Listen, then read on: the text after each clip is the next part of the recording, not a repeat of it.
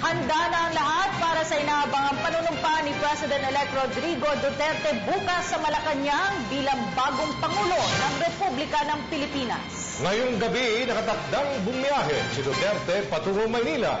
Si Julius D. Samburun magulat live mula sa Davao City. Julius, ngayong gabi.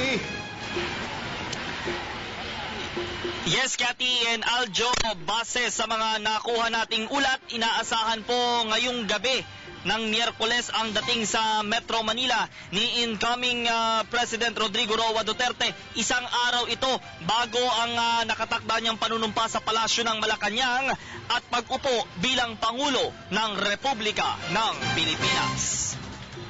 Mananghali ng Martes nang naunang dumating sa Ninoy Aquino International Airport ang miyembro ng pamilya ni Pangulong Duterte. Kabilang dito ang dating may bahay ng outgoing Davao Mayor na si Elizabeth Zimmerman. Kasama nito ang kanyang mga apo at si Davao City Vice Mayor Paulo Duterte. Hapon din ng Martes naman ang sumunod na dumating sa Kamaynilaan si Davao City Mayor Inday Sara Duterte Carpio.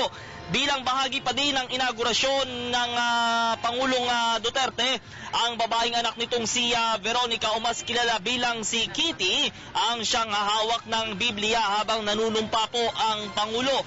Base sa pinakauling taya, nasa 627 individual ang nasa guest list na kinabibilangan ng ilang diplomats, gabinete ni Pangulong Duterte at miyembro ng pamilya ng Pangulo. Bago naman po ang nakatakdang paglipad ng Pangulo sa Maynila ay iba't ibang paghahanda ang inilatag para sa inaugurasyon ng susunod po nating Pangulo.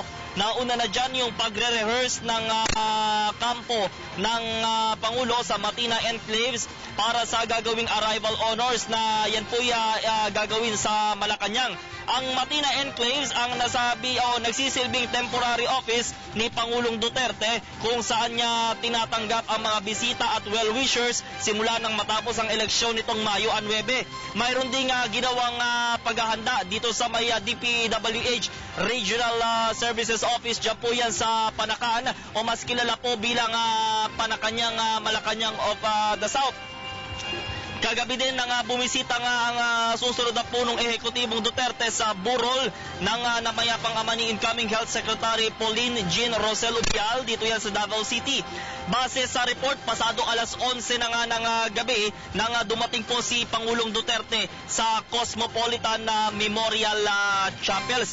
Ngayong gabi naman na Cathy and Aljo, sa harap mismo tayo ng Davao City Hall kung saan nga kahit nagbabadya na itong pag-ulan ay marami pa rin po ang tao na naandito po sa harap po ng mismong City Hall. Ito yung mga halo ito dun sa mga turista na namamasyal dito po yan sa harap mismo ng City Hall. Gayon din yung mga nagpapakuha ng litrato sa makasaysayang City Hall na nagsilbing saksi sa halos sa 20 taong political career ni Pangulong Duterte. Kanina nga ay nakapalayam din natin ang Chief of Staff ni outgoing Davao Mayor na si Attorney Neil Dalumpines. Bukod sa pagiging Chief of Staff, si Dalumpines din po ang naging kaklase sa elementarya at sekundarya ni Pangulong Duterte at incoming Secretary Sonny Dominguez III. Ikinuwento po ni Dalumpines sa PTV4 News ang karakter ni Pangulong Duterte habang nanunungkulan ito bilang ama ng syudad ng Davao. Narito po ang kanyang pahayag.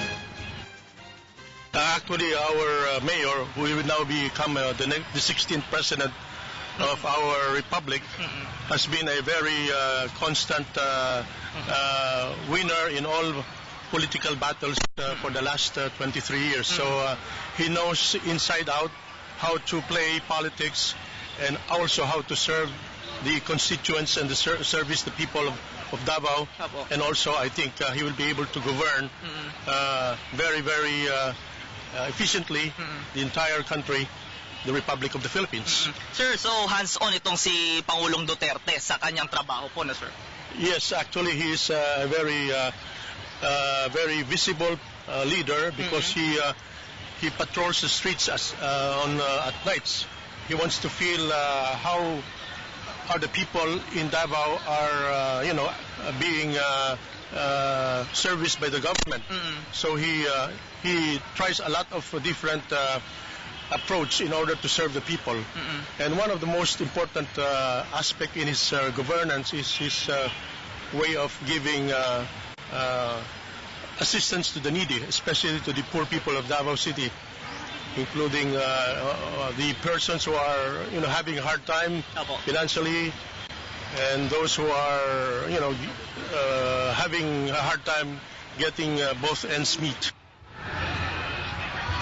Maayos ding tinatanggap ng Office of Davao City Mayor at ina-assist itong mga nangangailangan ng na sino mang individual ng medical or health assistance. Dito po yan sa Davao City Mayor's Office. Tunay nga na masasabi nating lingkod bayan nga po ang ginawa ni outgoing Davao Mayor Rudy Duterte. Samantala, naandito din po itong mga kababayan nating Moro na nakilahok nga po sa Peace Forum kahapon na nagmarcha nga mula sa Magsaysay hanggang Rizal Park. Dito nga ay ikinatuwa ni Ginoong Domingo Azores, Regional Coordinator ng Kilusang Mayo 1 ng Socsargen, ang pagte-turnover ng Mindanao People Peace Agenda kay incoming Labor Secretary Silvestre Bebot Belio III. Narito naman po ang kanyang pahayag. Ang gusto namin ipaabot ngayon sa bagong upong Pangulo na si Mayor Rodrigo Duterte, na kung ano yung mga binitawan niyang salita simula nung kampanya hanggang ngayon na siya ang nanalong bilang Pangulo ng Pilipinas, na seryosohin at bigyan talagang pansin yung tunay na isinisigaw ng mga masang inaapi na sa pamagitan ng kanyang mga statement na ito ang magiging laman ng kanyang agenda sa panahon ng kanyang pag-upo. Cathy Aljo, excited at proud nga, hindi lamang yung mga Davaoeños, kundi yung sambayan ng sumusuporta kay outgoing Davao Mayor at incoming President Rudy Duterte. Dahil simula nga po bukas ng tanghali ay magsisimula na siya panungkulan bilang ama, hindi lamang po ng Davao City kundi ng buong bansa. Habang maglalagay din ng mga LED screen sa iba't ibang bahagi ng Davao City para mapanood po ng ating mga kababayan yung inaugurasyon ni Pangulong Duterte. Bukod pa po yan dun sa live streaming sa social media gaya ng Facebook at syempre dun sa ihahatid at ibibigay po namin komprehensibong special coverage ng People's Television PTV4 bukas po yan ng umaga. Yan pa rin po ang pinakahuling mga ulat live mula pa rin po dito sa Davao City Hall. Julius de Samboron, Telebisyon ng Bayan. Salamat Julius D. Samboron, live gikan dias Dakbayan sa Davao. Ako po si Cathy San Gabriel. Subscribe na sa PTV YouTube channel. I-click lang po ang subscribe button.